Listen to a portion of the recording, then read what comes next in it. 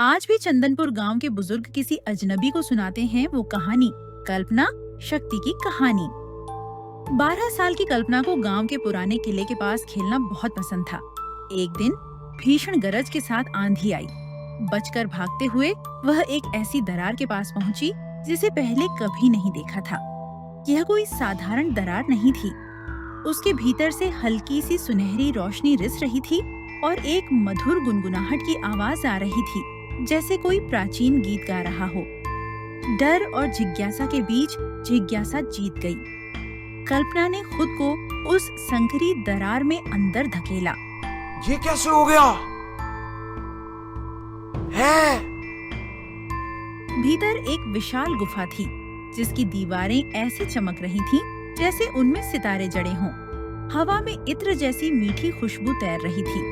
गुफा के बीचों बीच एक छोटा सा तालाब था जिसका पानी शहद जैसा सुनहरा था और उस तालाब में अपने पर फैलाए एक शानदार सोने का हंस तैर रहा था।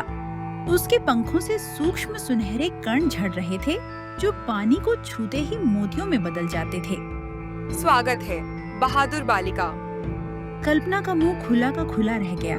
पक्षी बोल रहा था, मैं हूँ हंसिनी, इस गुप्त लोक स्वप्न धाम की रक्षक। सदियों से कोई मानव यहाँ नहीं आया। तुम्हारे मन में शुद्ध जिज्ञासा और साहस देखकर मैंने द्वार खोला। स्वप्न धाम वह स्थान है जहाँ दुनिया के सुंदर सपनों की ऊर्जा जमा होती है, लेकिन एक खतरा मंडरा रहा है। निद्रा छाया नाम का एक अंधकारमय प्राणी जो डरावने सपनों से पलता है, वह इस जगह की ऊर्जा को निगलने की कोशिश कर रहा है।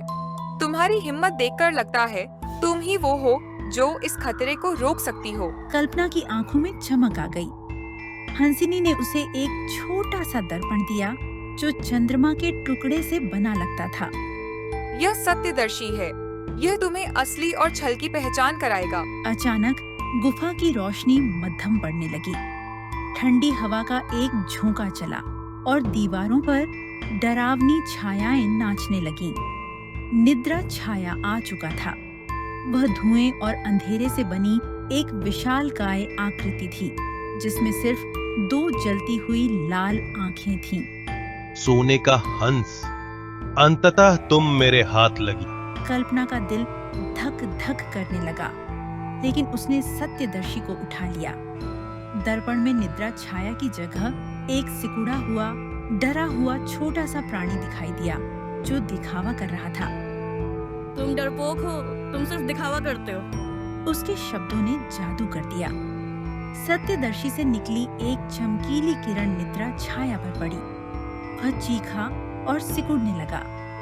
उसका भयानक रूप टूटकर बिखर गया और वह एक छोटे से हल्के भूरे रंग के बादल में बदल गया जो डर के मारे कांप रहा था।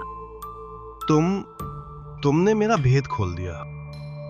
जाओ छोटे भाई, लेकिन अब कभी किसी के सपनों को न सताना। डर का सही स्थान है पर उसे बढ़ाना नहीं। भूरा बादल फुसफुसाता हुआ गुफा की छत में विलीन हो गया।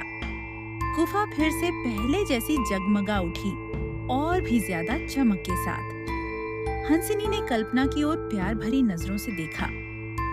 तुमने न सिर्फ स्वप्न धाम को बचाया बल्कि एक खोए हुए भय को भी मुक्ति दिलाई। तुम सचमुच विशेष हो। इनाम के तौर पर हंसिनी ने तालाब से एक चमकता हुआ मोती उठाया और कल्पना की हथेली पर रख दिया। ये स्वप्न मोती है। जब भी तुम्हें डर लगे या हिम्मत टूटे, इसे मुट्ठी में लेना। यह तुम्हें याद दिलाएगा कि तुमने कितनी बड़ी चीज का सामना किया है। फिर हंसिनी ने अपने पंखों को हवा में लहराया। सुनहरी रोशनी ने कल्पना को घेर लिया और वह खुद को गुफा के बाहर किले की दीवार के पास खड़ी पाई। आकाश साफ था, सितारे टिमटिमा रहे थे। उसकी मुट्ठी में वह गर्म मोती था। कल्पना चंदनपुर लौट आई, लेकिन वह पहले वाली कल्पना नहीं रही। उसकी आंखों में एक नया विश्वास था, एक गहरा रहस्य था। वह अक्सर किले की ओर देखती, मुस्कुराती और अपनी मुट्ठी में छुपे उस जादुई मोती को सहलाती।